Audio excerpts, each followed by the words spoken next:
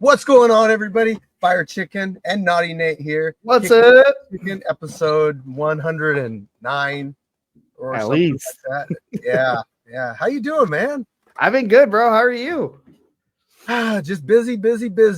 Yeah, I noticed. I've been watching you guys on social media. It's awesome. Yep, trying to, get the most out of the last of the summer here.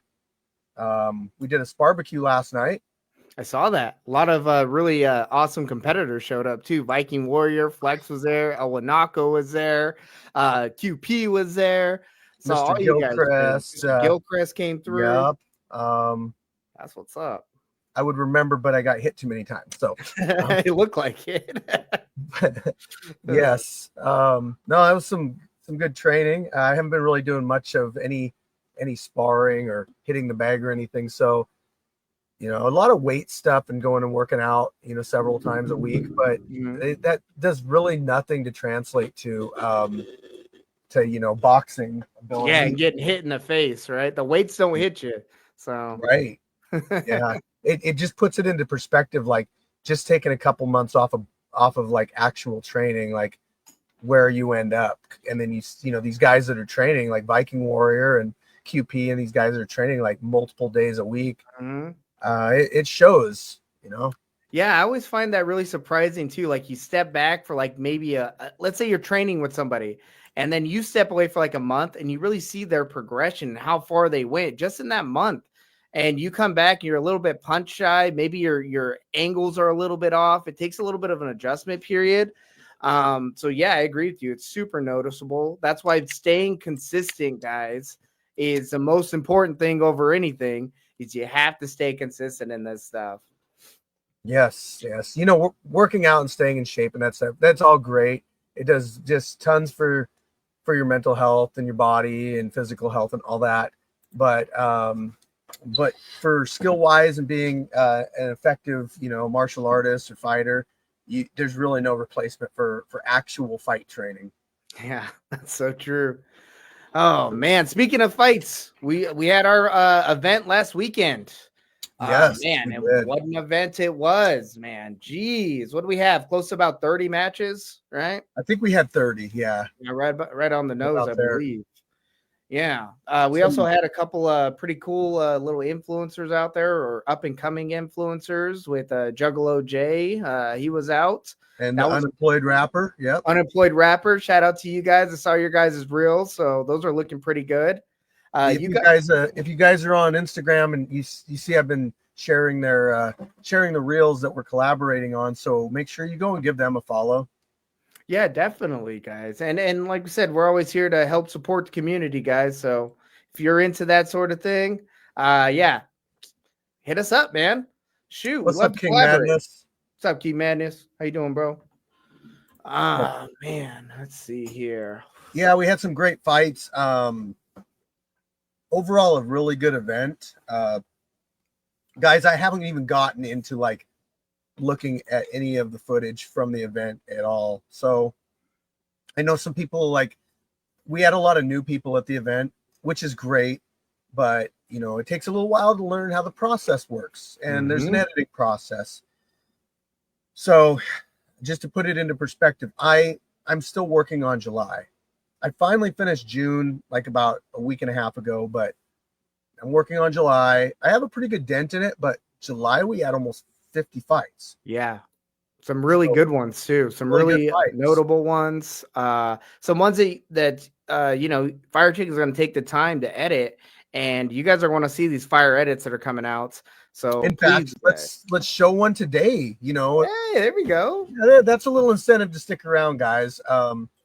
We're gonna show one of the fights that I actually just edited today, and it's a pretty good matchup with an OG fighter from the Scrapyard. I won't spoil who it is or anything, so you kind of have to sit and wait and stick around. We're premiering a match tonight. We are. Man, some notable guys that came back and had a couple of matches. We had Coach P stepping back into the ring. That was awesome to see because most of the time we see Coach P on the reffing side of things. So for seeing him get out there and throw some hands with comedian, that was awesome, man. Because Coach P's also been on a little bit of a health journey the last couple months.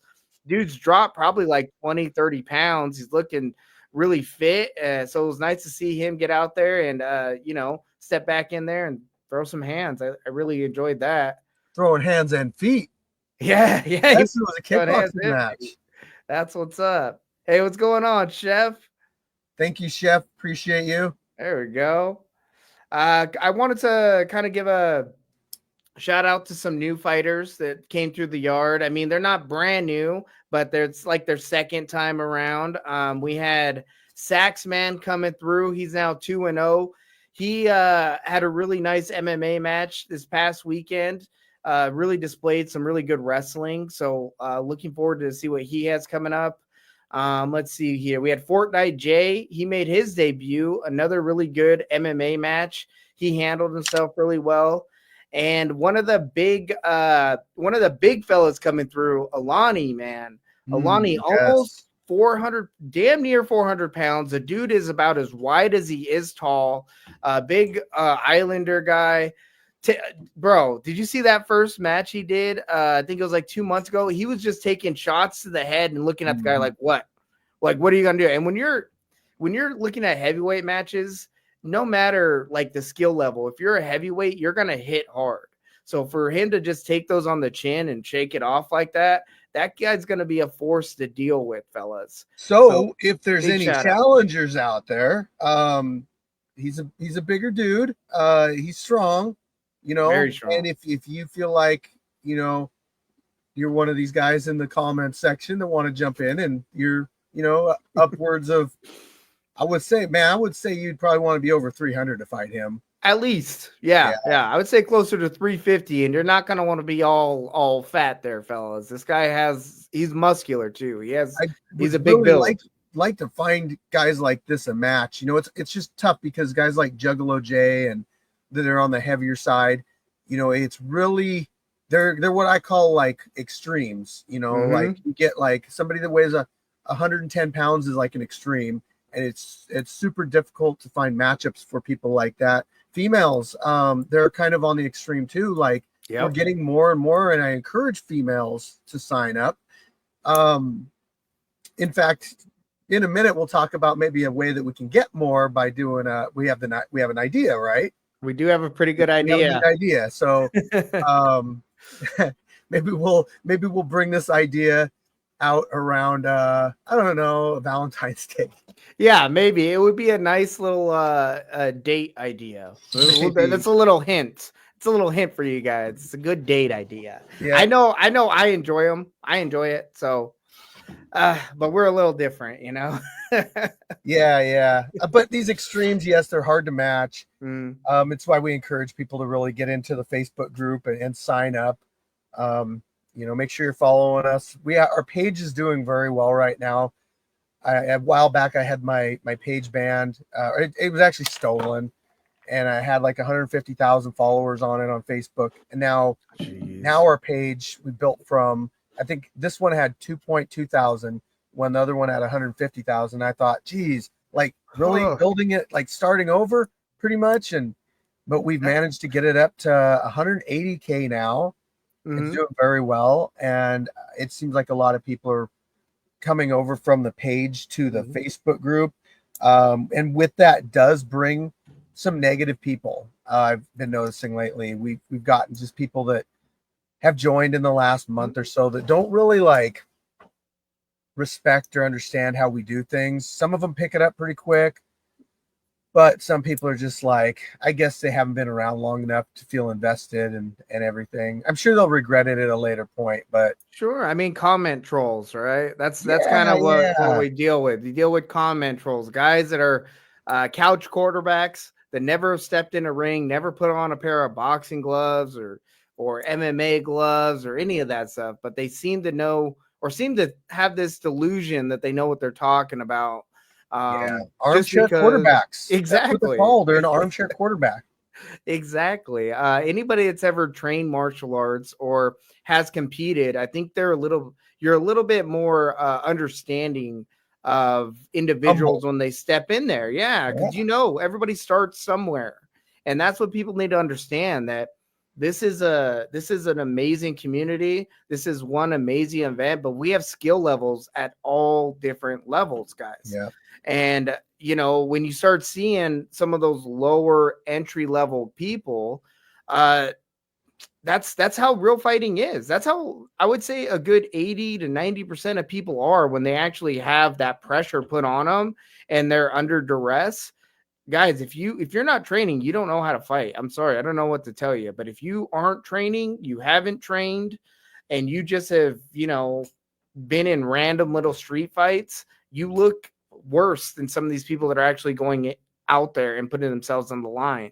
Like, I guarantee it, guys. If anybody's filming you, you're gonna look worse. So, shut up or step up, or what's the slogan? Glove up or shut up. Glove up or shut up, guys. That's it. Nate, they say that the average person is 1,000 times less effective in fighting than they actually think they are. And I really believe that to be true. If you've never trained, if you've never been around legitimate fighters, if you've never been punched in the face, you don't know how to like really fight.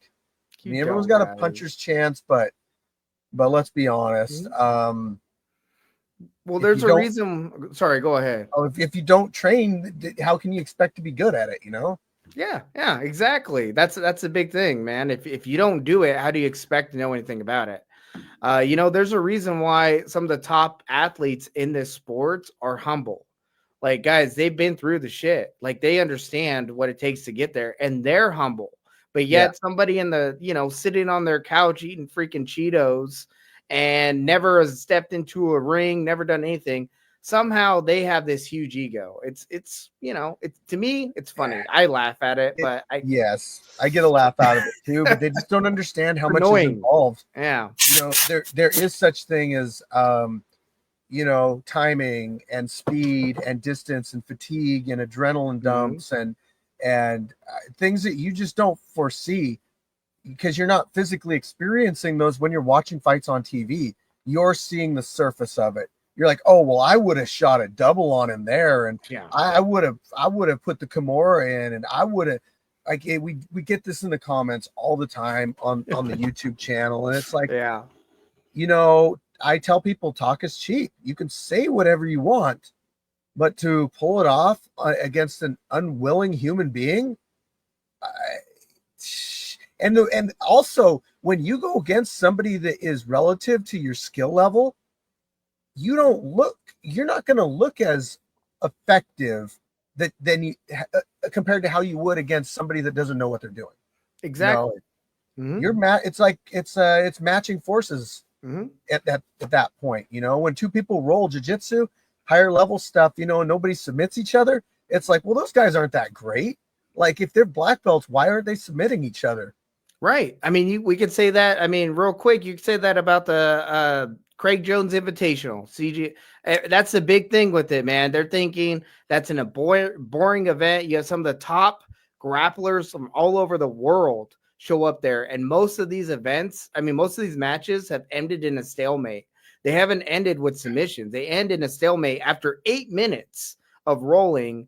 They still end in stalemates. I mean, that's the name of the game when you're going against somebody that knows what they're doing or that is as capable as you are. Like, that's what fights look like. They're not super clean. You're not pulling off like Crouching Tiger, Hidden Dragon type of bullshit. Like, it's not how it goes, guys. That's all for the movies. Well, with jiu-jitsu, so you instruct, you've been doing jiu-jitsu for years. A little bit. Say you go against somebody equal level to yourself, but they decide they don't want to play the game and they just want to sit in turtle position and they will play completely defensive.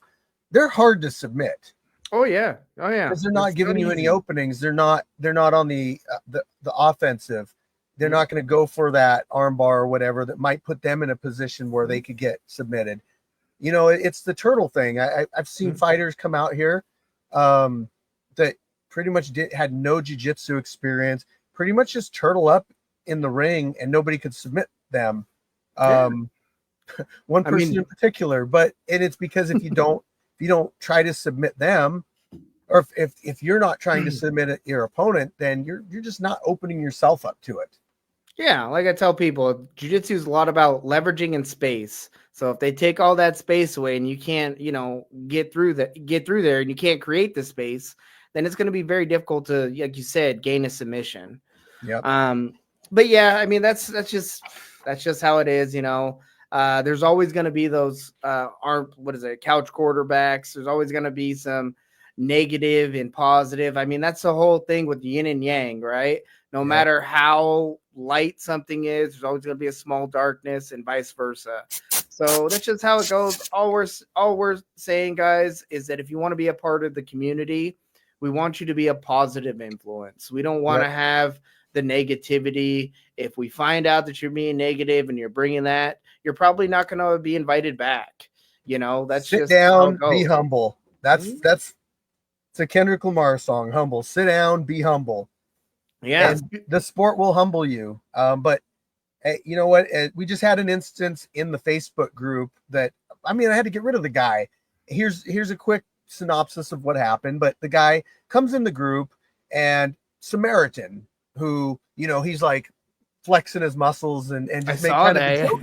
It's a joke video, Yeah. And, we're all kind of, this guy kind of goes off on him like, oh, what's your BMI, like your body mass index? It's like, come on, dude. And then he's like posting pictures of himself flexing, and I'm like, muscles don't really make a fighter. I've been lifting for years. I've been fighting and training for years. And I could tell firsthand that, yeah, it looks great. You can move objects with it, but it doesn't translate to fighting in itself. So it helps. Go ahead. Yeah, no, I'm sorry. It helps, but it's not everything for sure. Yes. It's if you have the skill, if you know how to fight and you add some muscle to it, yes, it can definitely help you. But just being big, unless you're grabbing a hold of a much smaller guy and slamming him on the pavement, I mean, you're good for moving furniture, bro. You're good for moving furniture, and it's just a very non-efficient way of training to get better at fighting. I agree. But the guy, we pretty much said like, hey man, just glove up or shut up. Samaritan will fight you. He's been around a while, and of course the scapegoat rears its ugly head. As it does. And the scapegoat says, I live in Canada and I can't make it down there. Oh, how convenient. Yeah, right. So what are you doing then? What are you trying to accomplish by talking some trash? I don't understand that either. If you're not even willing to step out here, what are you doing? Yeah. You just look foolish, like hating on somebody and then just being like, oh, I'm not gonna come to you. I had a couple of people recently be like, oh, why don't you come to me? Why don't you come to my state? Like, you're the one like starting the stuff. I have a cage. Like, really, if you're really about it, we can handle it here. But I also don't like to get involved in those things where I'm always willing to like fight somebody just because they disagree with me, because I put these things on. Yeah, I was gonna say you'd be fighting thousands of people. What's the point? Because somebody's got a different opinion than me, or they don't like me, so now they get to call me out and call the head guy out and fight him. I mean, what about when I'm like 60? Like, oh, I'm just gonna be like fighting all these people in the cage just because they don't like me? No. If there's a reason, if I'm out of line and I do something that's inappropriate and I say something or do something and it warrants you to want to fight me, and I'm man enough that I can say like, you know what, I said some shit, I'm gonna own up to it. I'll make it right. I'll give you an apology. I'll agree to put the gloves on, whatever. There are some situations where it's like, I do just need to get in here with this person. But I try not to give people that option, because it really shouldn't be an option for just anybody to take. Well, that's the thing. Yeah, it's not an option for everybody, guys. I mean, you don't just get to jump in there and fight Dana White because you don't like freaking how he runs shit. Yeah, how many fights has he been in since? Like none, right? Exactly. No, yeah, not since his old days of boxing, but yeah, man, I don't get it. How do you? I always I find it entertaining when you get some of these guys too that are in the comments. They're like, "Fly me out there to come fight you," and it's like, you want me to fund you coming out to the yard so you can gain the experience and enjoy the community and get the notoriety and all that, and maybe even Yeah. beat me up. You want me to fly you out to come do that? That's always an interesting comment that people like to leave. Right. Yeah, Yeah. I mean, I think people kind of take this fighting thing out here for granted, and they're just like, they don't understand the exposure and the experiences that they're getting. And people are just so expecting of oh yeah, fund my way there, pay my way. Like, and then sometimes they don't even seem appreciative of it, like yeah, if it ever yeah. does happen. I've seen people sponsor other people and then just not even like mention them, like in their intros. Like, come on, guys, like Yeah. that's just like being appreciative that somebody spent, like $1,000 on you, Mm-hmm. or a couple, to get you out to a place. Just shout them out, like say thank you, appreciate it, Mm-hmm. because they created a really awesome experience for you, whether you won or lost. I know I've been over to the OG branch. I've been down to the West Coast, and they're expensive trips. Like you got your Oh plane yeah. flight. If you don't have miles, you got your plane flight. Then you got your hotel. And then you got, if you're going to go out and that kind of stuff. And it is really a great experience, but it's pretty spendy to do. Mm-hmm. And I always try to make everybody that comes out here that spends money, whether it's driving out of state or flying, like, you guys are a priority. We're going to match you at first. We're going to do our best to accommodate you. Yeah, that's one of the things I really do appreciate about the Scrapyard too. That if you make the effort to come out here and be a part of the community and you're positive, the Scrapyard gives back. They want to make the effort to help elevate you, and whether it's social media or whether it's in your fight career, if it's trying to get you some information that you may need, because sometimes navigating just this road to getting to the pros, or maybe meeting the right promoter, or learning about a show, because there's some promotions out there that they don't really give a shit about fighters, man, and they'll stick you against anybody. And maybe you want, Yep. Maybe we've had competitors go through that promotion and have that experience. We're a resource for you guys. Speaking of fighter safety, I know we had a little bit of a controversy when it came to an early stoppage at in one of the matches. I know that reels out. One thing Yep. I want to say about that, I've watched that particular match a good dozen times now, just because it's a pretty short match, and I personally I agree with the stoppage. And here's the reason why. I agree with it because upon impact on the hit, it looked like the fighter that got hit, he went limp. Like, he looked like he stiffened up and he went down. When he hit, it was an MMA match. When he hit the ground, it looked like the impact from hitting the ground may have woke him up, because it looked like he hit the ground and may have hit his head a little bit against the cage too. And that woke him up a little bit. And then he was, getting back up. Thankfully, we had a ref that was on top of it, saw the kid go down, and immediately got in between the two fighters. And that was the match. And I know in the comments, or even like maybe one of the competitors, they felt like it was an early stoppage. But again, guys, out here at the Scrapyard, I mean, we're about fighter safety. It's about gaining experience out here. That's the main thing, is gaining experience, maybe networking, meeting like-minded individuals. It's not always about your win-loss record. We're going to put your safety above anything else.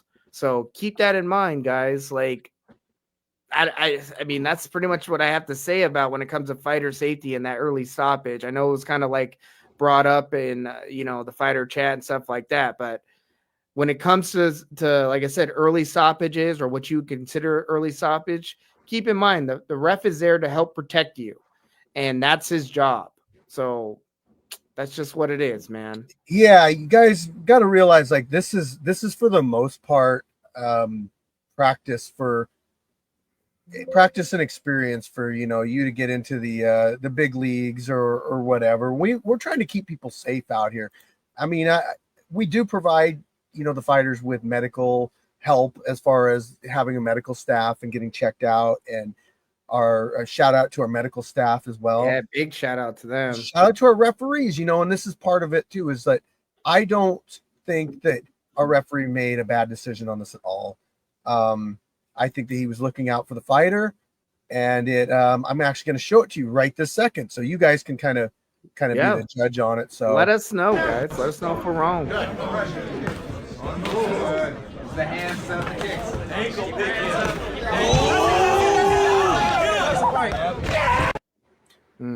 So flash knockout, you know, he got hit. He went limp.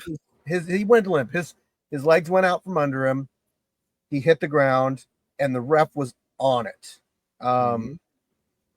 Coach P's made some very good catches in his reffing. Definitely remember the E-Money versus High Speed fight. You know, High Speed almost pretty much knocked out E-Money on his feet. And he jumped in there and made the save. And everybody in the comments was like, no, that was actually a really good save. But yeah, I mean, it's just a different perspective when you're in there reffing. Yeah, these guys they're not making a paycheck. There's no money involved. This is an amateur event. Like I said, it's about experience. And if you get caught clean like that and you drop like that, it's going to get stopped, man. And you know, that should be to your benefit. Come back. There's nothing that stops you from coming back next month or continuing to compete and, you know, progress your skill set. So that's just how I feel about it. I'm glad that, you know, the people that are involved with the event are kind of on the same page when it comes to that stuff. It really makes for a relatively safe event. Kind of moving on from that and speaking about, you know, safety and incidents that happen at. Let me answer this question really quick first. So Devin Lewis, look, we're the Scrapyard. We're not Street Beefs. We are an affiliate, a branch of Street Beefs. So you signed up for the Virginia one. Our events are never at the beginning of the month. Our events are always kind of more towards the third week, fourth week of the month. So yeah, you would have to get a hold of the OG branch through probably their Facebook group or through Messenger or something along those lines to track down like where that is. I'm not really sure how their process works, so I can't help you as much as I'd like to. Yeah, I mean, now we're an affiliate of Street Beefs. Isn't that correct? So that's correct. You're gonna have to get a hold of the main branch there, buddy. Yes, we are still as much involved with them as we have been. You know, the fighters and everybody can go back and forth. The records still transfer.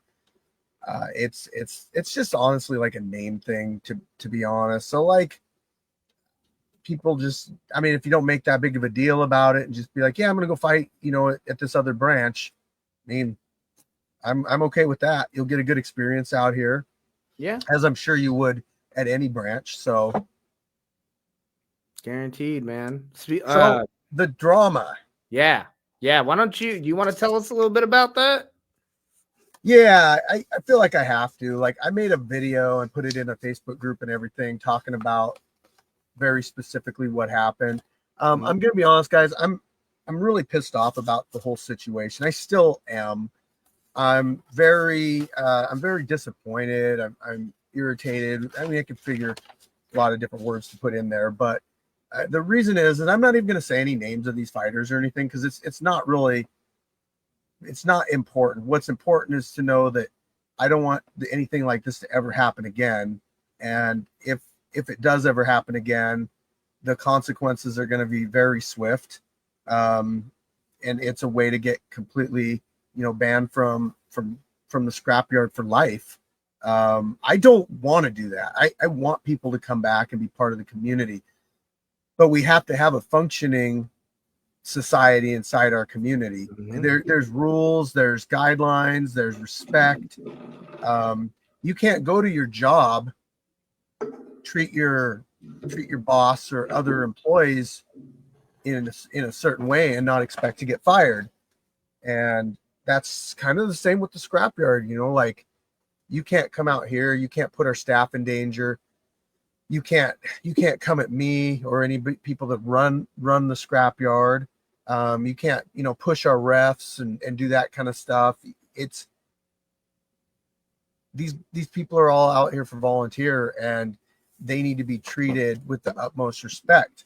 So the incident is basically this: I had two fighters that got into an altercation within our Facebook group. One called out a member. We let them know, hey, you can't call people out. Okay. Another member came in and kind of started going back and forth with the person that called out that other person. I know this might get confusing. I should just say fighter A and fighter B, but yeah, those two got into it, and some words were exchanged, some names were called, some stuff got personal inside the DMs. I tried to de-escalate it. I tried to set up a fight between the two to handle it that way. Granted, guys, I don't always want to go right to the fight thing. I feel like if it's a situation that can be handled by talking or coming to terms or whatever, like, that's the first line of like solving a beef. If two people don't live near each other, I just suggest blocking each other.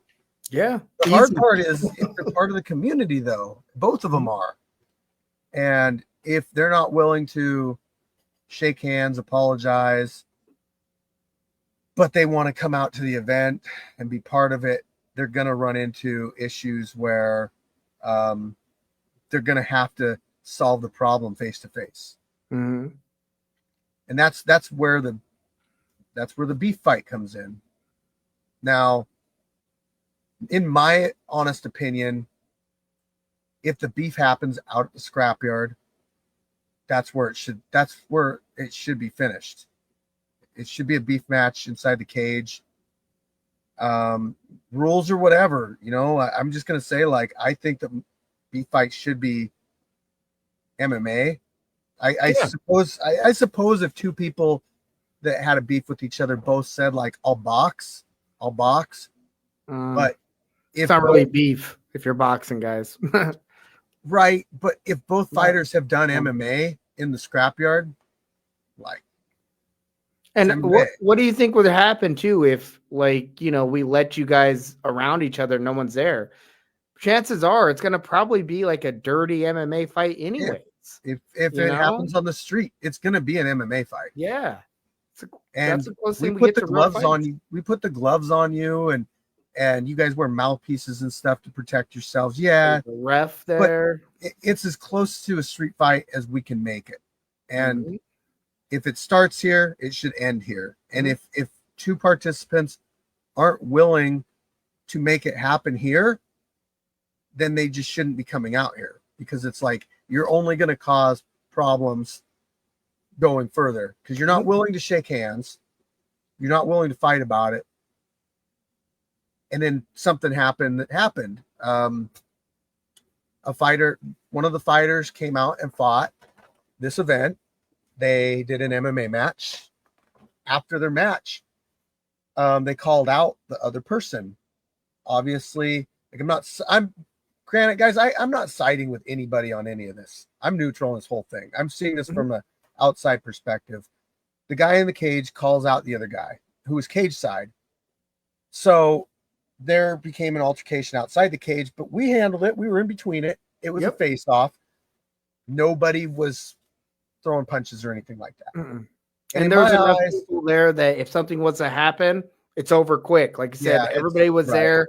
The little face-off, those things happen. That's normal.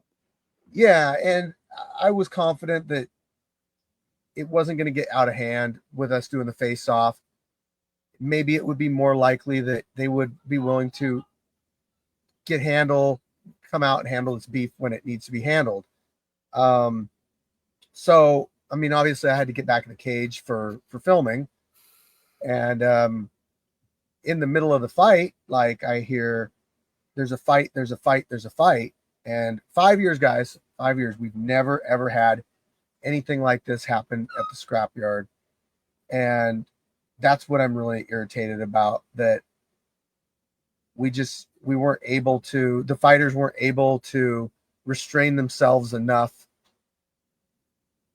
and prevent it from happening. So one fighter was required to go to the med tent after his fight. It's a requirement. You have to go there.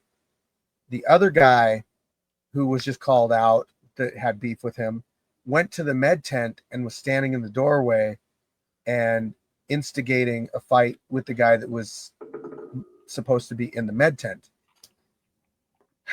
It went back and forth. Some people said that the one guy that was in the med tent spit on the other guy. It caused the guy that was standing at the doorway to start a fight with the other guy. Fight broke out. The fight was separated. I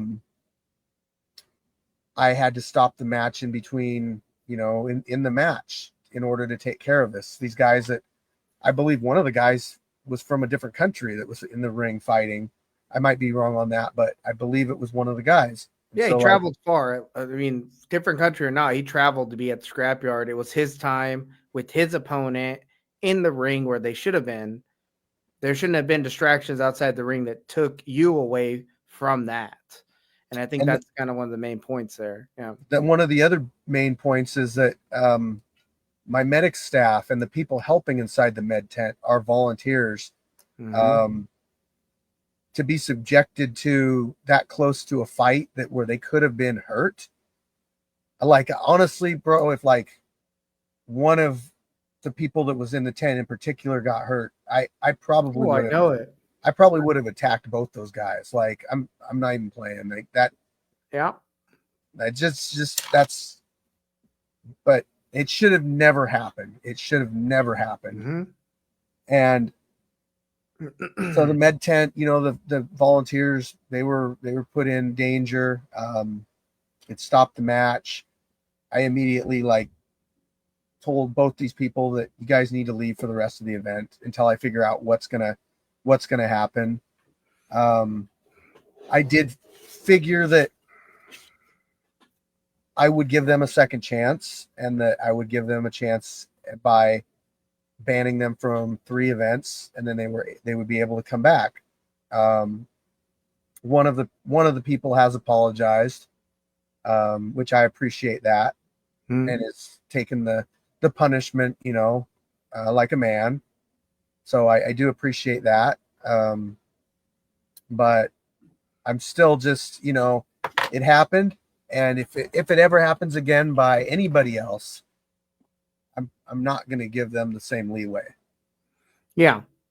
Yeah. Especially when it happens the way it happened. And understand, guys, we are being real careful about, exposing anybody and stuff like that for the benefit of the competitors. We're not trying to, bash on anybody. We're trying to talk about a situation that is about safety. Ultimately, it's about fighter safety, staff safety, community safety, and how we want the community to be. We want it to be a place that's welcoming and people feel like they can handle their beefs in the ring like it was designed for. Yes, there's not that many people watching. We're not doing this for views. I'm bringing this up because it's to bring awareness to the community, be people that could potentially get involved with the scrapyard in the future, how this kind of stuff isn't allowed. Mm-hmm. And it's to bring awareness. That's why I talk about things that happen, guys, because I want you to know how important this kind of stuff is. I feel like, we should have set rules and be structured and all that with the community. And for the most part, we are a very respectful community. People get along for the most part. I'm not trying to keep people from solving their beefs or going back and forth. It's not like that. Or being who you are. We're or not being trying to who you even, are, right? yeah, nothing like that. I mean, we got some rules in the group, like you don't go after people for their training videos and stuff. In fact, I commented on a video the other day that somebody laughed at my thing that I said, hey, don't laugh at videos like this or posts like this, guys. And I had somebody laugh at my comment, and I talked to them about it, and it got into a really disrespectful, and ended up them having to be banned, and them sending me personal messages that got really graphic, pictorial wise. Yeah. Never had anybody do that kind of crap to me. It was honestly like pretty low and disgusting. And butthole pics, bunch of butthole pics. We don't need them, guys. Don't send them. Yeah, it was like seriously, like you send pictures like this to people. How do you get that angle? Like that you're arguing with? Like what's the point? Yeah, right. Oh man, God, it's just people, man. It's crazy. The personalities that are out there in the world, and the type of people. I guess the type of personalities people turn into when they get online. You know what I mean? It's like you think you're this person, but again, that's why we have these internet trolls. When you're standing in front of them, different story. But talking a little bit about that situation, what happened too. That's actually kind of a good example of how online beef can also translate over to real life situations. yes. A good example of this is going to be the Rajah Jackson guys. If you're not in the know of what happened with Rajah Jackson, that's Rampage Jackson's son.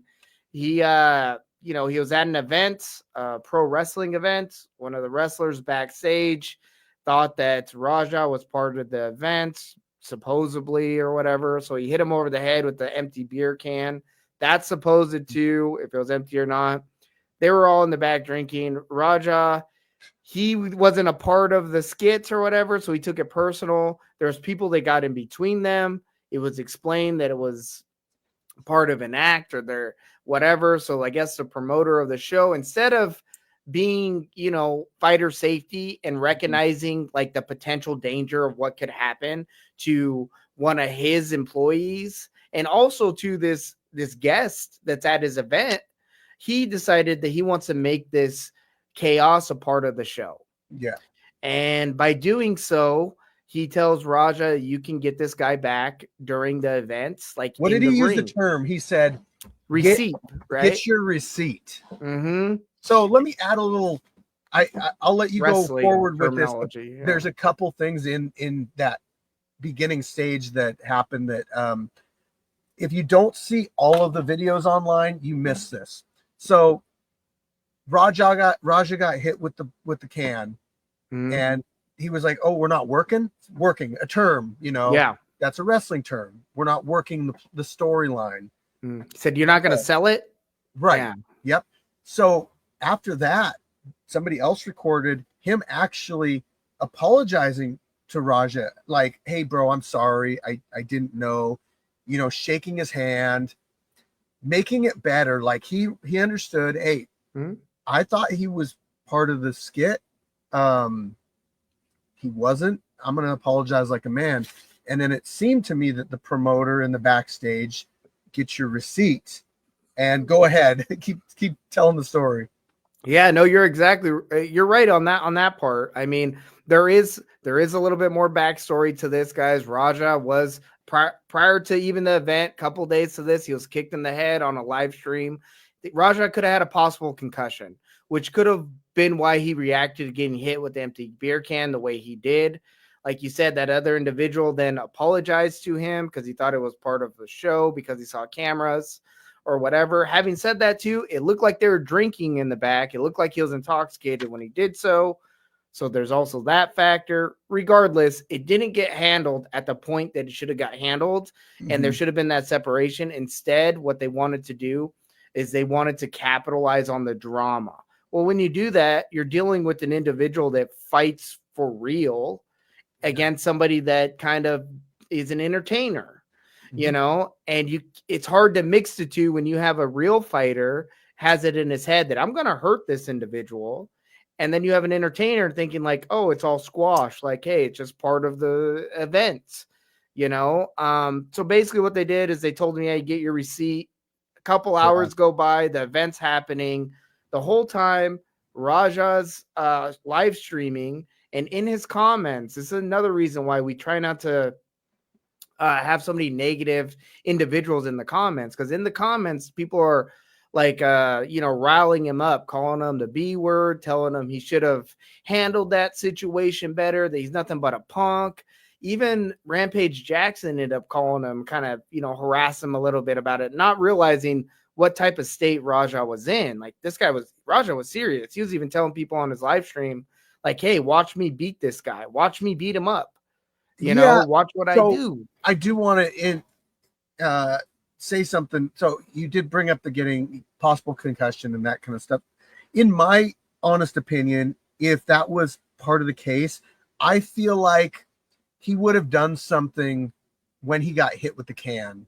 Like, that seems like that would have been the time that he would have snapped and would have done something. But it looked like he was taking off his bag to do something. Like, he got hit. The way he got hit, I think it might have shocked him. Like, what the hell was that? Yeah. And then it looked like he's all, no. And wants to take off his bag.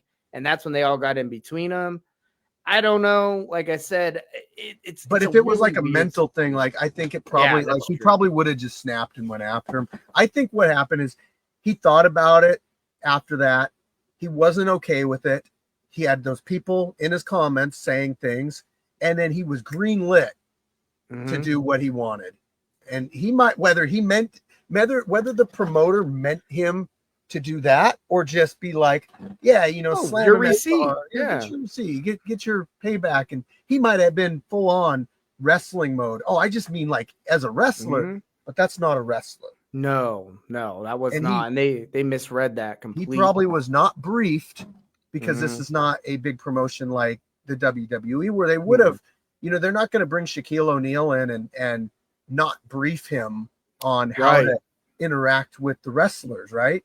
I mean, it actually happened one time where Floyd Mayweather broke the Big Show's nose. Yeah, apparently that was agreed upon. Apparently that was like a big, hit me for real. It was agreed upon in that sense, but I don't think that Big Show was anticipating his nose getting broken like that. I don't think he was either. He was expecting like on the jaw or something. Yeah. But anyway, the Raja thing, totally mishandled. I think what ends up happening is they give him, like I said, they give him the green light. He then slides into the ring, double legs the guy, lifts him up, slams him down. It looks like the guy goes out on the slam, the initial impact. Like it, Then Raja he mounts him and continues to pummel the guy. It looks like he hits him about 23 times. Is that what you counted? 22? I counted 23. But he hits him over 20 times. We could agree on that. He hits him over 20 times before anybody even interrupts him. And that's kind of the thing too. Like, unprofessional events. You didn't even have guys even want to step in to save your fighter. You got to have somebody there, like a referee, like a Coach P, that's going to step in and put themselves on the line to help prevent one of the individuals from arguably getting killed. Because that's what it looked like. He got murdered damn near. And it's hard. There's a few things that are hard to know, because for one, they're selling the wrestling match, right? So they might not have known that he was out cold, because you can fake going out and getting slammed, but clearly he hit the back of his head and he didn't react to the punches. So I'm thinking he was out. Okay. Yeah. He did the slam wrong. Obviously, like if you're going to do a scoop slam or whatever in wrestling, the person's going to take it the right way. Probably wasn't even expecting it, because he wasn't filled in, which is a promotion thing. Like, oh, by the way, Raj is going to come in and dump you and give you a couple fake shots to the head. Well, I don't think all that was discussed. I think he was out when he hit, and he sat there and he took. And the other people were probably just not sure. I think they were shocked. I mean, how quick did that happen, though? It happened like seconds. And I think that's why people were shocked, is because they see that initial thing, and I think automatically they're like, this went from being a show to being real. And a lot of times in these situations, guys, what people don't talk about is they always talk about the fight or flight like if you're in those scenarios. But really what happens if you're untrained is that you freeze. And when Yeah. people see violence, it's like seeing a car Oh, crash. They have to yeah, sit they and froze. watch. And a lot of the individuals around him, they froze, which is And why they he were was able to land. probably intimidated by him a little bit. One person hit him with a pillow. Like he didn't know what to do. He's freaking out. And so a couple of the people did the right thing. They put him up against the corner. They pinned him with their shoulders so he couldn't really do anything. Which was great. They restrained him. And then some person hit him with a pillow. I didn't get that. But even in a trained fighter, though, if you have 3 or 4 guys on you, it's going to be tough to get. They're going to hold you down, at least restrict you. You can't really fight like 3 people unless the 3 people are just not wanting to fight. Yeah, unless you're moving and swinging on them and you're catching them while you're moving. But in that scenario, in a ring and multiple people coming at him from different angles, they could have got a hold of him and at least prevented him from landing 20 plus shots. It's one thing if you would have hit the guy like 5 or 6 times, that's pretty, that's a lot of hits. But that's kind of like, okay, they got to him. But they literally, he missed on his 12th hit, landed forward, and was able to reposture and get off 12 more strikes before anybody even touched him. He knew it was wrong. He knew.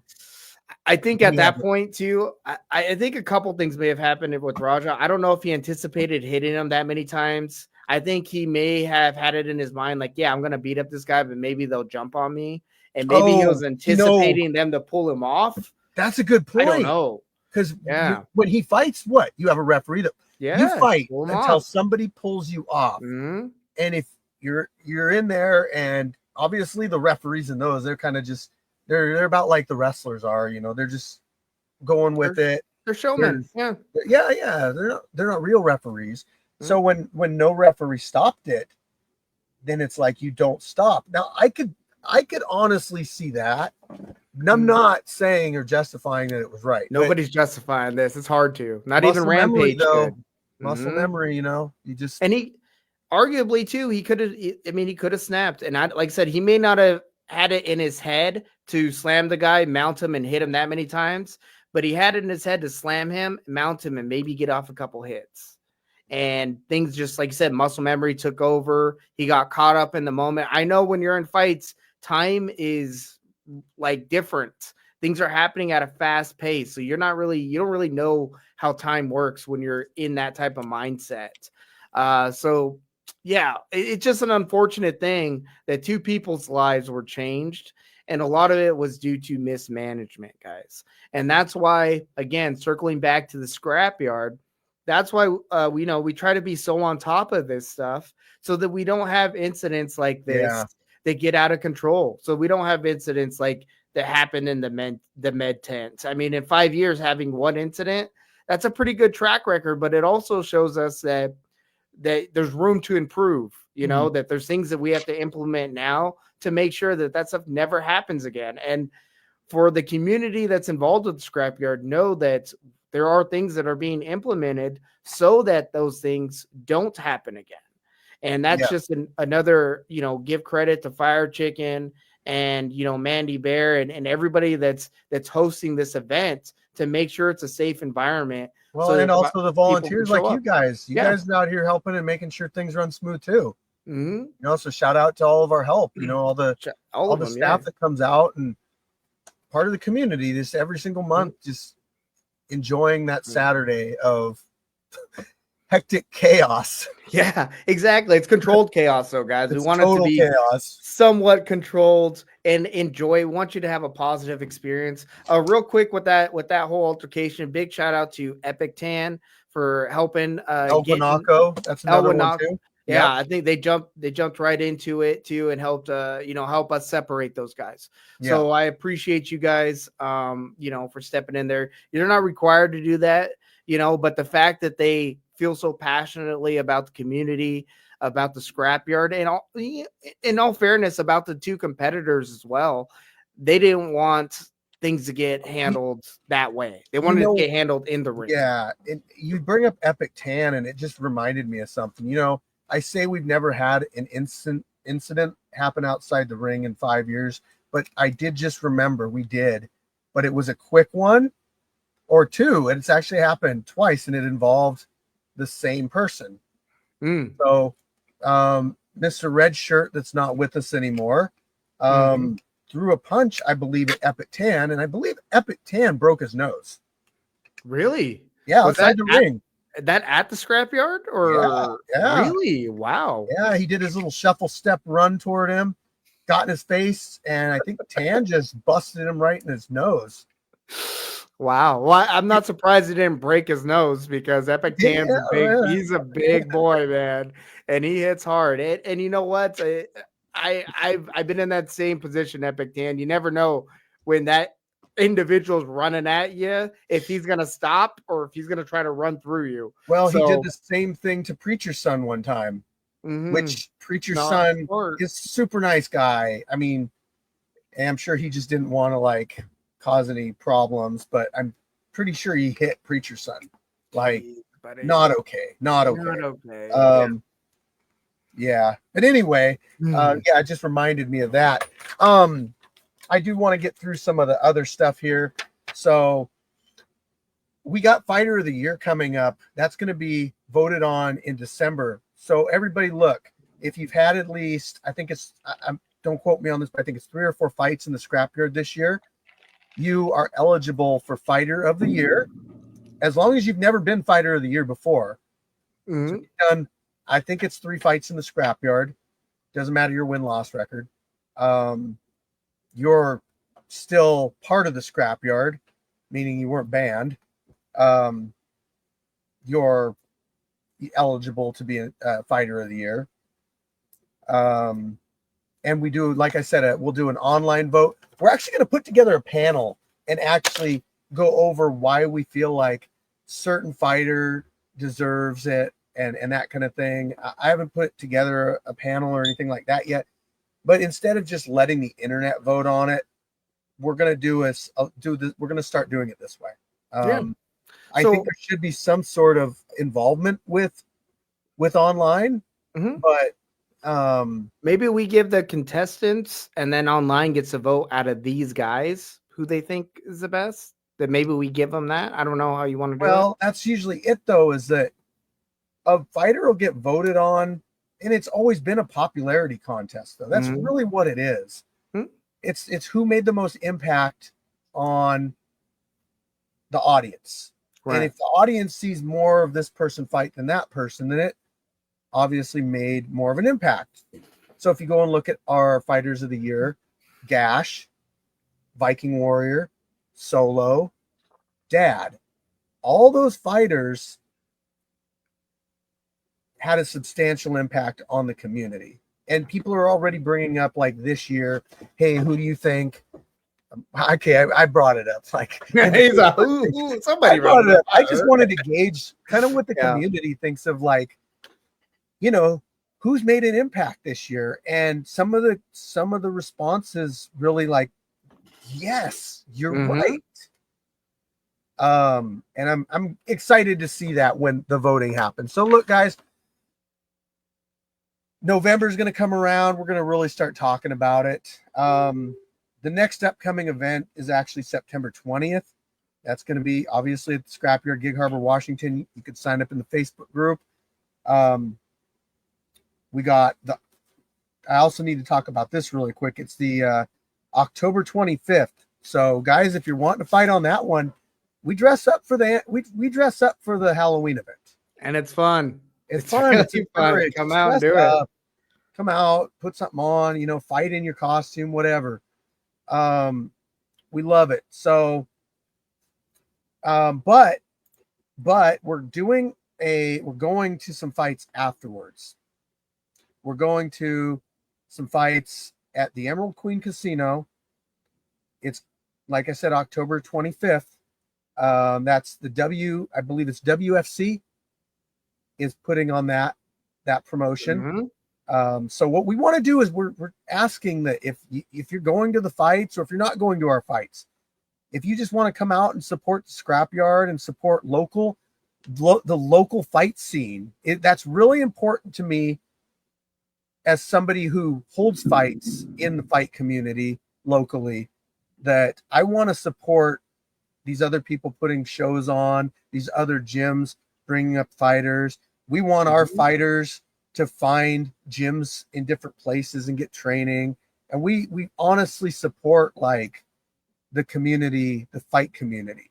So yes, when there's fights like this, and we don't have any of our fighters fighting on this. We're just supporting it because it's something local, and it's a promotion that I believe in time some of our fighters could be on. Well, we've got a couple fighters that have gone pro already, and if they had went pro in MMA, you know, they could be fighting on something like this. Yep. So show support to the local fight community by going to these fights, guys. Shark Tank, that's another one that's coming up. When's the date on that? We got fighters fighting at that one. Shark Tank, that one is, we're gonna have QP, who's one of the notable fighters, and potentially He's our champion, 170. Arguably a contender for fighter of the year, I would say. QP, he's going to be doing the Shark Tank September 6th.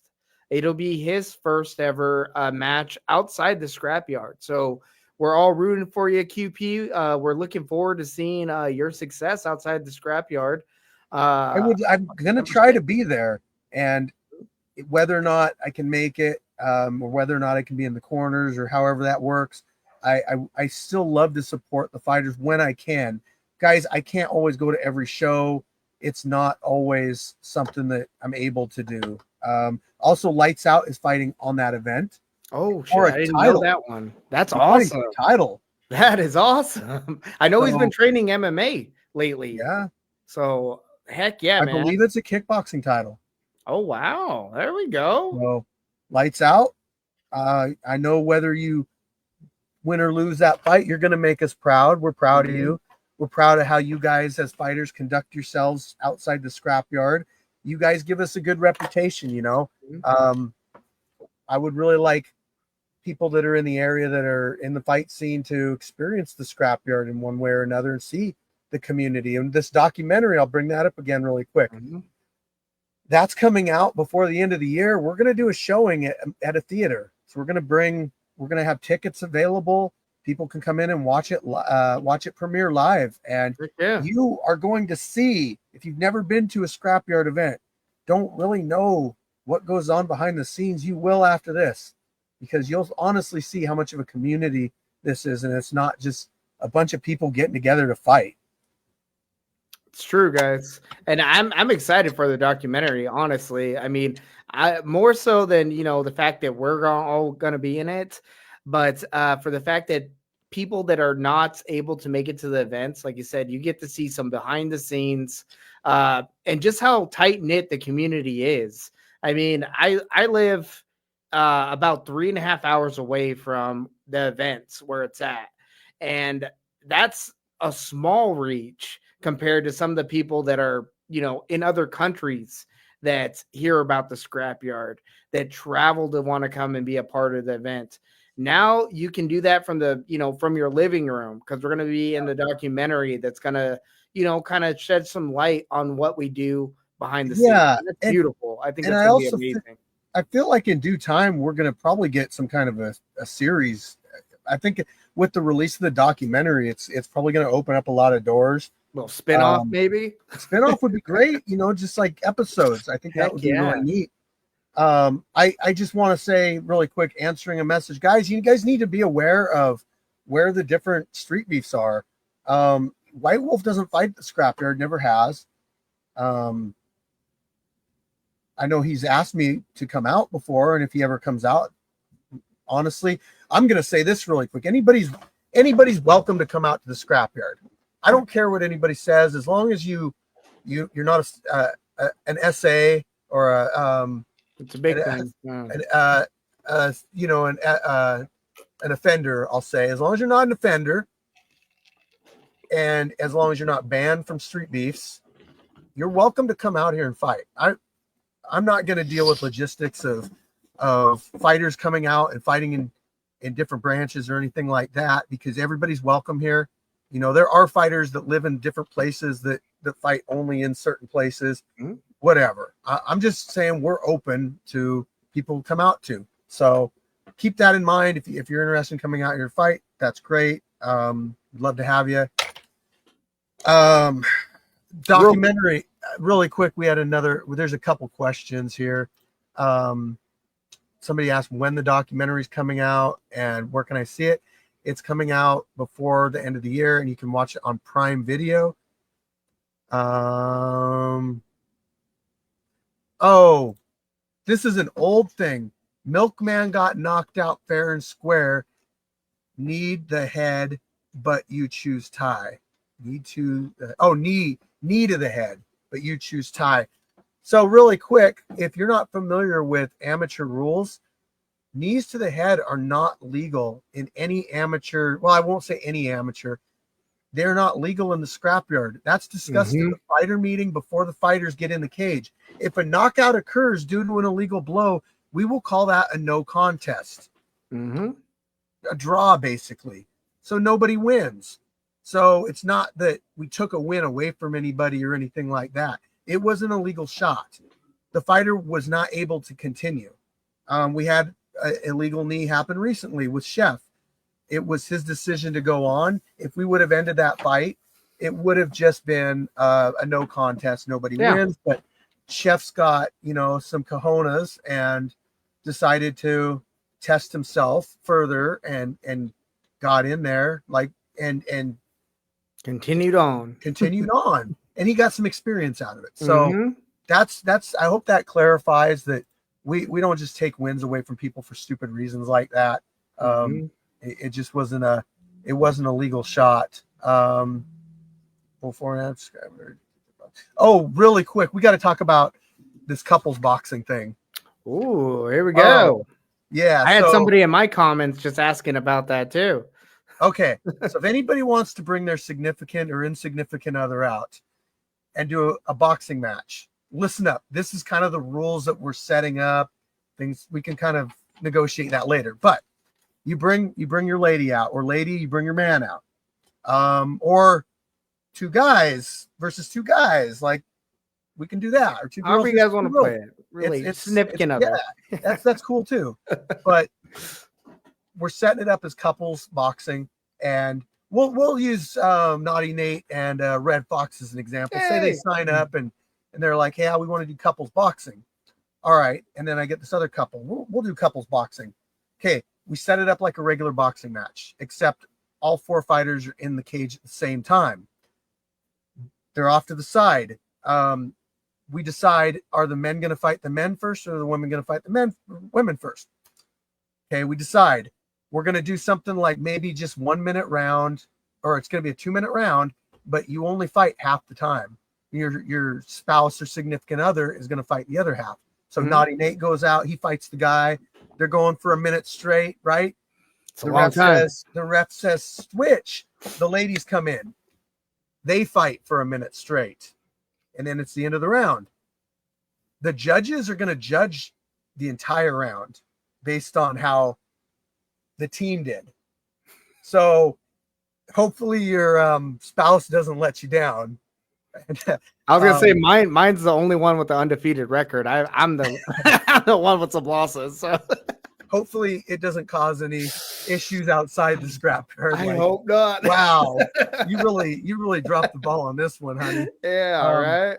So you'll get a lot of recovery time, to be honest, because if you go in first, you're only in there for a minute, then you got a minute while she's in there, and then you got a minute break. So no matter what, you're getting a 2-minute break, and you're only doing a minute of fighting. So cardio wise, if your significance not the great on cardio, it's only a minute. There we go. Are we gonna have like a weight limit per couple or something? That's gonna be tough. We're gonna have to figure out and get people. Hopefully, the more people that sign up for this, the more options we have. It's gonna definitely be something that's agreed on by both couples. We're not gonna just say like, yeah, there's 100-pound weight difference on the guys. We got to figure something out. Yeah, but we'll figure it out. So it's just that if you guys are watching this, scrapyard people or non-scrapyard people or just fans, and you're like, I want to do this. I'm going to sign my wife up for this. It's going to be great. Well, there you go. You don't got to wait till Valentine's Day to surprise your wife with something like this either. So couples boxing, if you're interested, hit me up. It can be boyfriend, girlfriend, it can be whatever. Yeah. It can be just like, yeah, it can be whatever. Yeah, and if your significant other is, I don't know, bothering you or giving you a hard time or whatever, this would be a good chance to sign them up to go get beat up. And Yeah. it's not on you. You can just be, oh, dang, Or that's just tell them hey. you're going to sign your side piece up for them. Yeah, there you go. I'm sure that's going to be the next matchup. We're going to be like side piece against the wife or geez. something. I can't wait for that That's matchup. beef. That's real beef. Yeah, that's going to be a real one. Oh, man. I mean, honestly, like if a brother and sister wanted to go against a brother and sister, that could be something too. Yeah, there we go. Hopefully hopefully that's not couples boxing. Yeah, I was gonna say this is getting crazy with the couple stuff now. It doesn't have to be couples if they're brother and sister. We prefer it not be, but okay. In Alabama. Sponsors. I'm just gonna bring this up really quick. Let's do that. We had a separation from a sponsor that is starting to put out, wanting to do some questionable things and put out questionable content that I don't approve of. I don't approve of. I don't agree with. We don't in like any way. that shit. So guys, if you see our name, like their banner in our cage or something in the past, and you see some stuff they're posting on social media, just know that we don't have anything to do with them. This is stuff that they got into after we broke free from them. They actually stopped fulfilling their sponsorship obligations to us. Mm-hmm. When they promised that they would. We got a couple fighters out here for the anniversary event that they said that they would take care of getting them over here. So I fronted the cost. They said they would take care of it. The sponsor said they didn't see any sort of like extra sales on their website. So they said, we're not going to cover that cost now. They get a ton of traffic. Let's not leave that out. They get all this traffic through.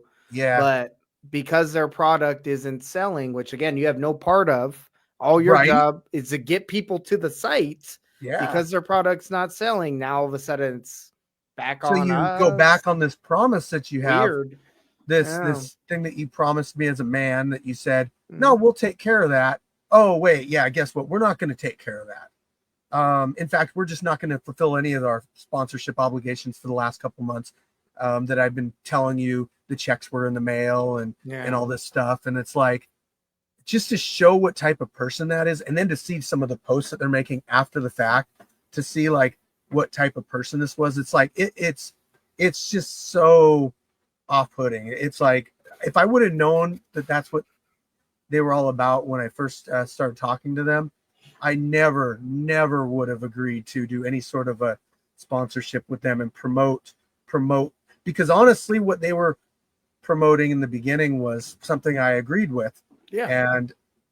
But then it's like, I started to see this guy is a bit twisted and had some really bad ideas about how to get people to get views and stuff. And I'm like, no, thank you. Not going to happen.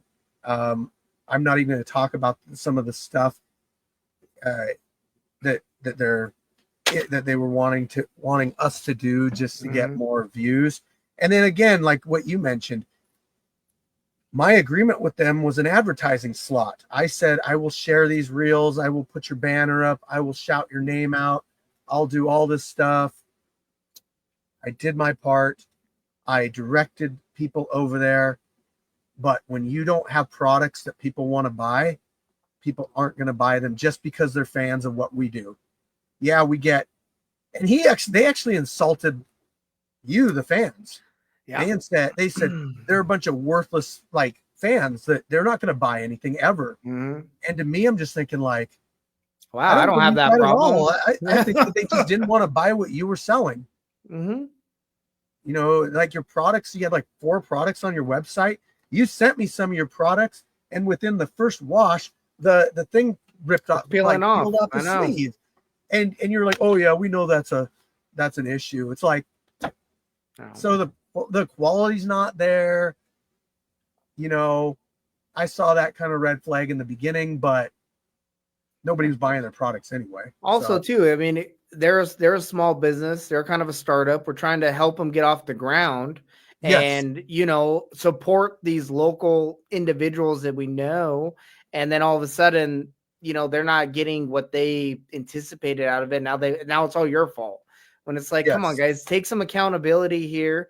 Understand that, like, in business, like, you have to have a product that's going to be worth some value. It doesn't matter how many people look at it. If it's not worth any value, nobody's going to want it. So nobody's put gonna a little want it. bit more time into your products. Well, And just like the t-shirts that they Mhm. they pulled this one out from under me too. So they come up with this design that I like. Honestly, the designs weren't bad. Like I like the look of the designs that they did, Mhm. but they send me like 90 t-shirts, right? And I'm thinking, okay, cool. I'm gonna give these things out at the anniversary. I'm gonna, see how they're received. But Mhm. at the events, like there's only a number of people at the events. Like if they're expecting to get rich off these t-shirts, and then I get them right, and they put the design just on the back. Oh, I'm like, dude, there was I know. nothing on, like I know. I you got it want, behind me. I know. so like if I was gonna like advertise for that in a video, like what, I'm gonna just turn around and show you, like, okay, so that was like poorly executed, and I feel like it was a real amateur move, like you've never dealt with any t-shirt stuff before. So anyway, then they tell me after I get the merchandise, they're like, yeah, okay, you need to send me $1,500 after the event for those t-shirts. I'm like, but you did not tell me that ahead of time. You're Yeah. just like, so you're expecting me to work to sell all these t-shirts and make this money and then send it back to you, like, so I'm working for my sponsorship now. Right. That How's doesn't that make any supposed to work? sense. Yeah. And then It doesn't. It doesn't. and then That's it. part of the thing, like when we were on our final phone call, when he shorted me, like I got a little bit out of him, but he was like, oh yeah, just keep those, that'll be the rest of it right there. It's like, okay, cool. Like, yeah, Yeah. that's, I Lessons mean, learned, I right? knew it was a learning experience. It was a And that, learning yeah. experience. And it's just this company that I wish nothing but the best for. Mhm. Yeah. I mean, like you said, our hands are washed. Good luck, Yes. guys. Whatever. But And that's going to open up the opportunity for other sponsors. If Mhm. you are watching this, which, I mean, it's a handful of people, but if you're watching this and you're a sponsor, I'm telling you what, our videos on Instagram this month have gotten 56 million views on Instagram. Jeez. If there's a banner in the cage that has your logo on it, that's brand recognition. People are going to see it. You work with me, you tell me how you want us to pitch you, how you want us to advertise you. We can negotiate, we can do all that stuff. I'm willing to work with people and get advertising out there for them, but we're gonna probably have to do some stuff in writing and do that. No more trusting people like I did with them. Bad experience, Mhm. but we're here. We're a good source of advertisement for you. And if it's something that you might want to do, and if it's something that maybe you don't fit quite in with what we're wanting to negotiate, look at it this way, guys. If there's a fighter at the scrapyard that you see fight every month that you're like, well, can I sponsor a fighter? Yes, you can. And Mhm. I won't be the middleman in that. You can negotiate whatever you want with them, and I am not taking any of it. So that's an opportunity for the fighter to shout out your business, your product, whatever negotiations you make between you and them is between you and them. I know Solo's got a sponsor. I know Lights out. Lights Out's got a sponsor. Got a couple of them, man. I know that Old School, he's always shouting stuff out. Gaio, shouting stuff out. So guys, I encourage you to use your time in your intros to promote something, to say what you want, to get yourself out there and make yourself a character. The more you give to the audience, the more they're going to receive. That's it. And if you guys need any help with like a sponsorship package for the fighters out there, feel Yes. free to reach out to one of us, or I guess me. Feel free to reach out to me, and I will help you out with that, guys. I've been putting fighter sponsorship packages together now for about 6 months and trying to, get some of our guys on the Reptilian Top Team sponsored or the team sponsored itself. So yeah, guys. I mean, there's opportunities out there, not just for fighters, but for businesses out there, big and small, that want to get their name out there to a large audience. Like Fire Chicken saying, 56 million views, guys. Yeah. You're not going to get that. Anyway, I know, just to put something in context, I know when we're looking for sponsorships prior to us even going to the scrapyard early on in our gym, we're looking at like Safeway, making a deal with them to help with advertisement.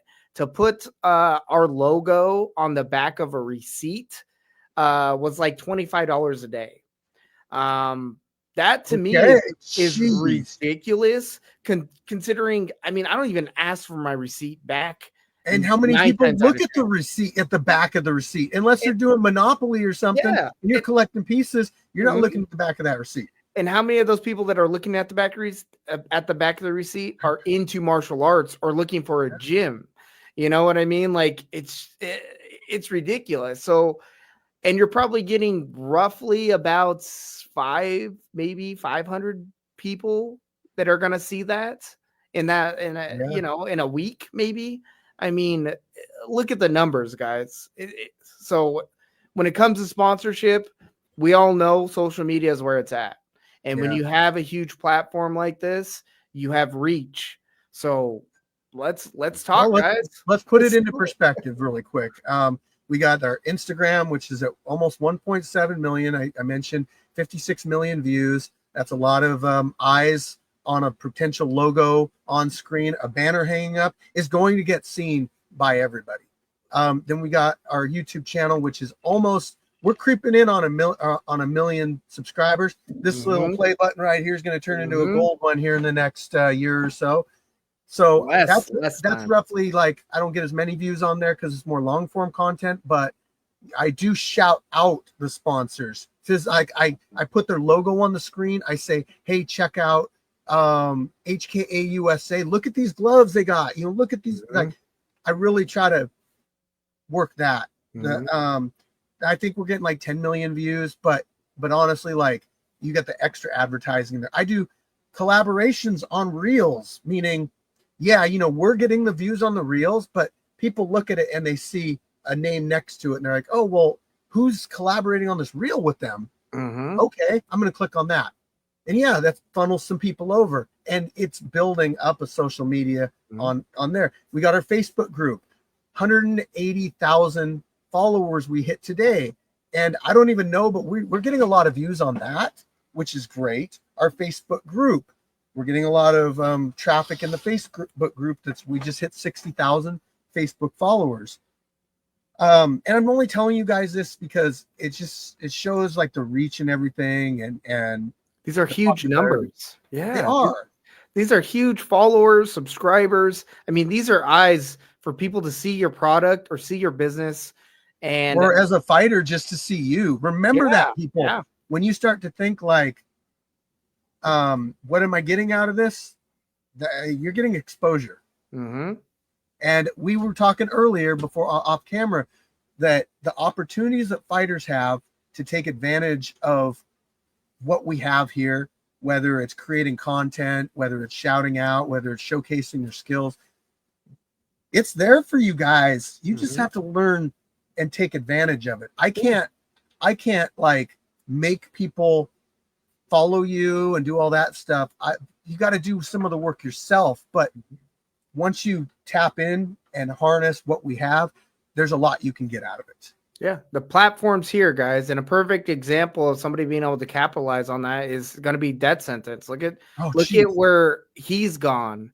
He's being trained by Mighty Mouse now. Yeah, I mean, guys, he's got 322,000 followers on Instagram. I mean, and if he was to jump on the amateur circuit or come out on the amateur circuit for his first match, he would sell out anything that.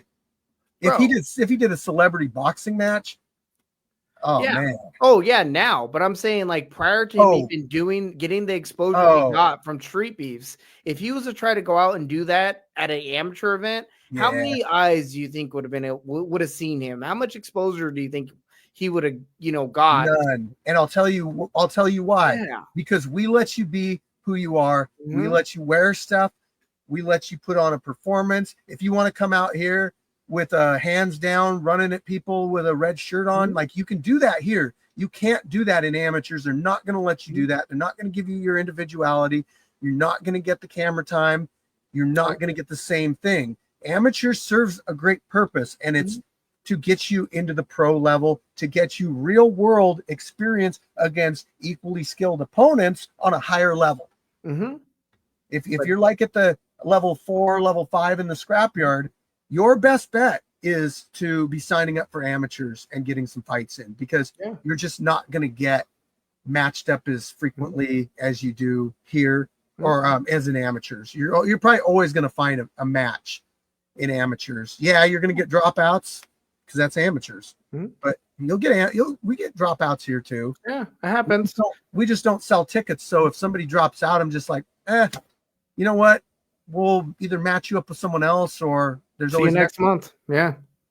But the big thing is, like you're saying, you're not going to get the same exposure, guys.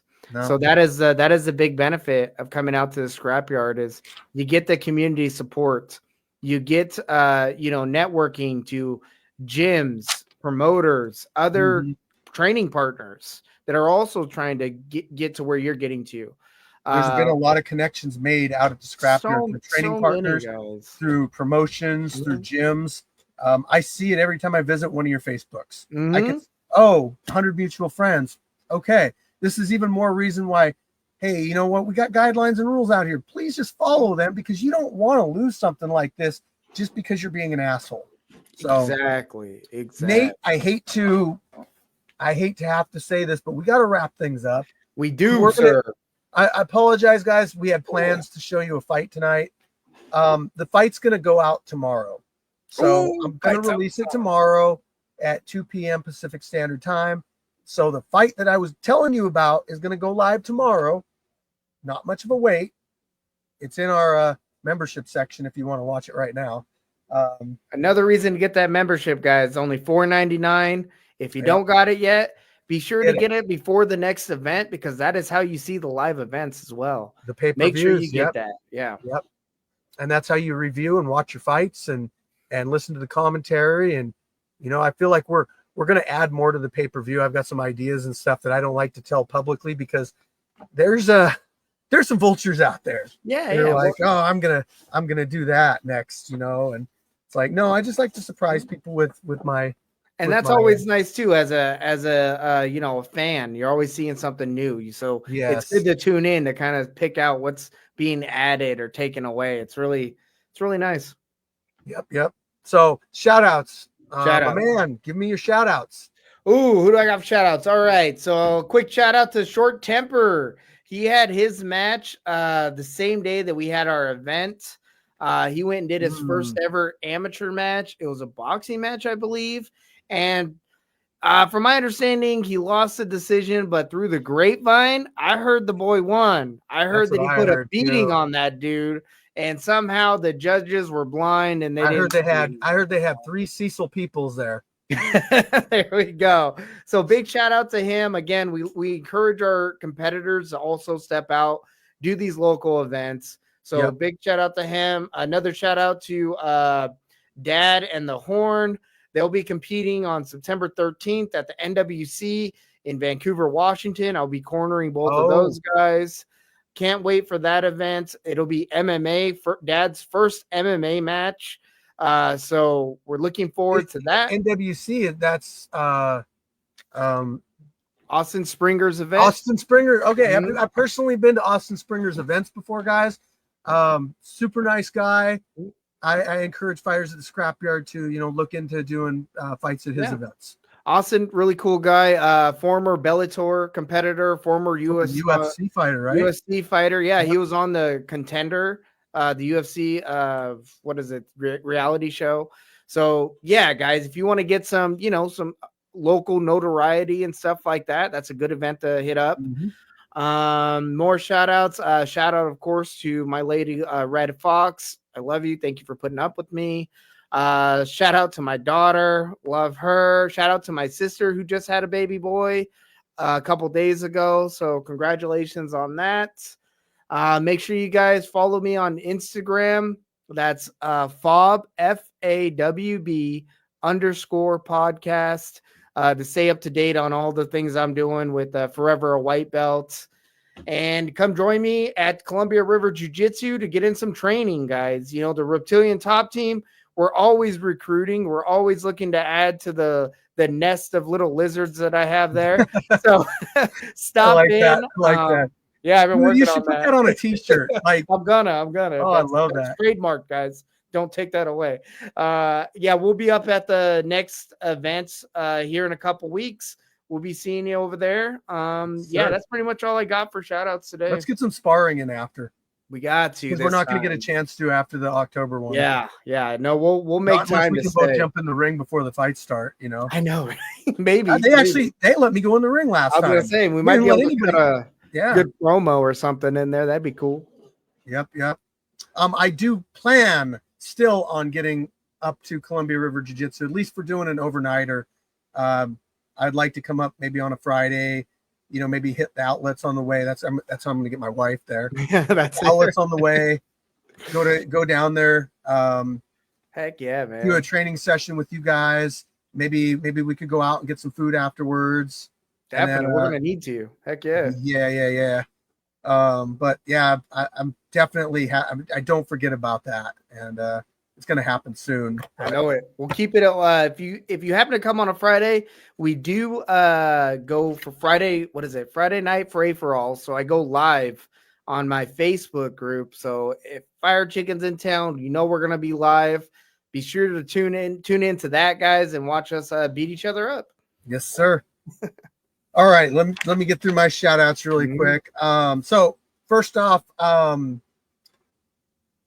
lot of people think that I have animosity towards this group, but I honestly just want to give them a shout out for a successful 5-year anniversary. So shout out to Streetbeefs West Coast. I know that my popularity isn't very high there. And I do think that has to do with maybe some talking behind the scenes and stuff, but as a whole, like the people and the fighters out there, like I'm pretty cool with as far as like how I feel about them. But you know, 5 years is a big accomplishment, and yes, it just shows that like continuing to grow over time, and that they've built something special out there too. So shout out to them. Shout out to the staff and everybody that comes out here that helps out, including you, Naughty Nate, and Justine Red Fox.